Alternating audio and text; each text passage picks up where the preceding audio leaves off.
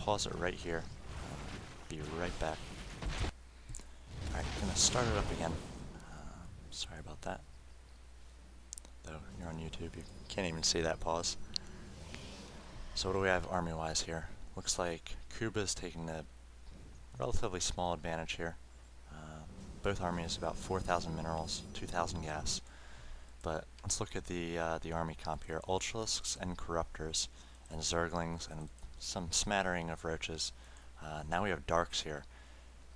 And Socke knows that there are no detectors on the Zerg side here, because he's had this observer here the entire time. Here comes the first detector. He's going to try to do some economic damage here.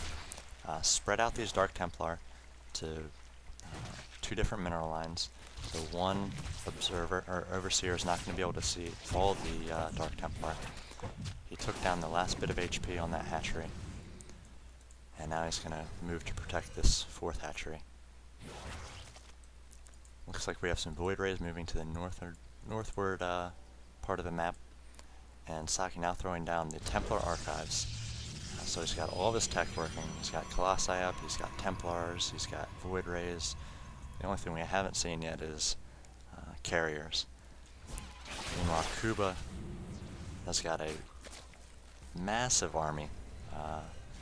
He's got 8 Ultralisks, 8 Roaches, 8 Corruptors, a bunch of Lings. He may need to push out with this. He's macroing up very well, keeping very low minerals. Both players doing a great job with macro, keeping very low minerals. On 3 and 4 bases, it can be a challenge, especially with these queens injecting as often as they need to.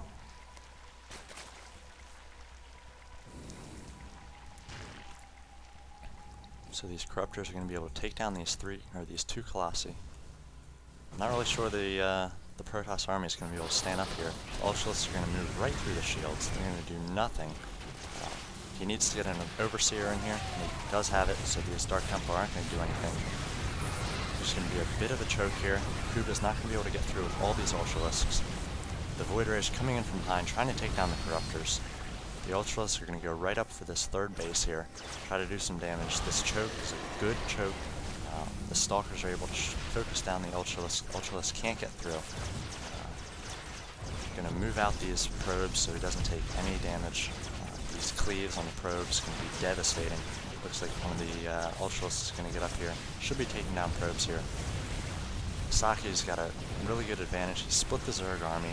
He's got these Ultralisks, however powerful they are, aren't going to be able to stand up to this large Protoss army.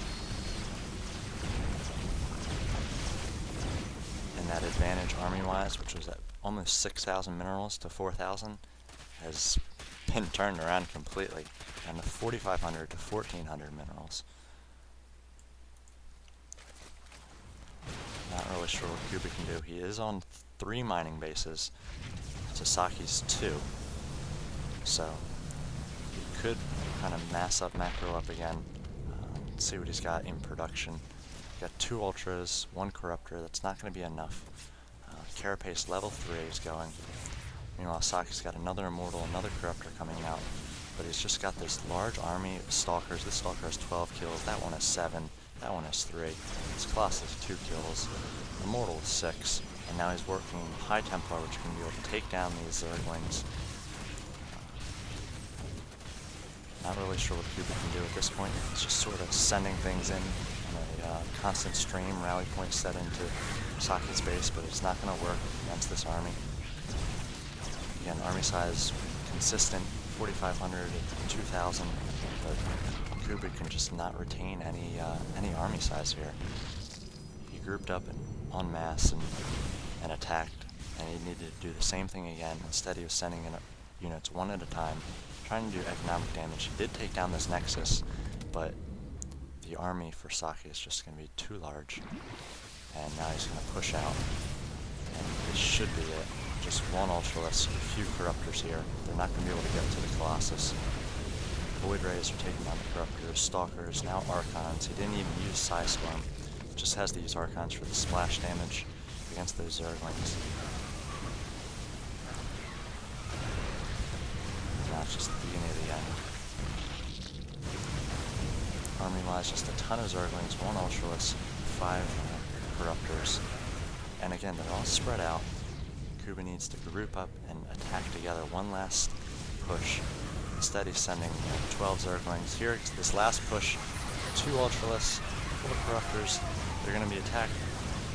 Ultralists are moving through the force fields and just can't keep up with the action here. Taking down this hatchery, and that's got to be GG for Kuba. Check out the 200 APM for Kuba, 144 for Socke. Gonna try to do a Zergling run by here to this third base, perhaps, but it's not gonna be enough. Socke's got this huge army, just gonna go around, find all these hatcheries and take them down. These Zerglings can be taken down by this Colossi and some Zealots which were just warped in. This hatchery goes down. Nothing in production. One Ultralist for the Zerg player, Kuba. Got way more trends than he needs, oversaturated there. And finally, GG's. So we saw a ton of different tech from Socke there. Colossus, Archons, Void Rays. He had the one cannon that denied the early fast expand for Kuba. Kuba was able to get up onto the 4 bases there, but then, I don't know if it was a missed micro or maybe the wrong unit comp against these Colossus, but the Zerglings, Ultralists, and Corruptors just could not cut it in that one battle when the armies were relatively even resource-wise. Just turned the tide, and Socke came out ahead, and then just sort of milked his advantage for the rest of the game, with Kuba only able to do relatively meager economic damage. So I hope you enjoyed this game. I thought it was very entertaining. Couldn't keep up with some parts. First cast of a game with pro players, and you can see they think and move much, much faster than I'm used to in my play and in the replays I've done. So thoroughly enjoyed it. Hope you did too. See you next time.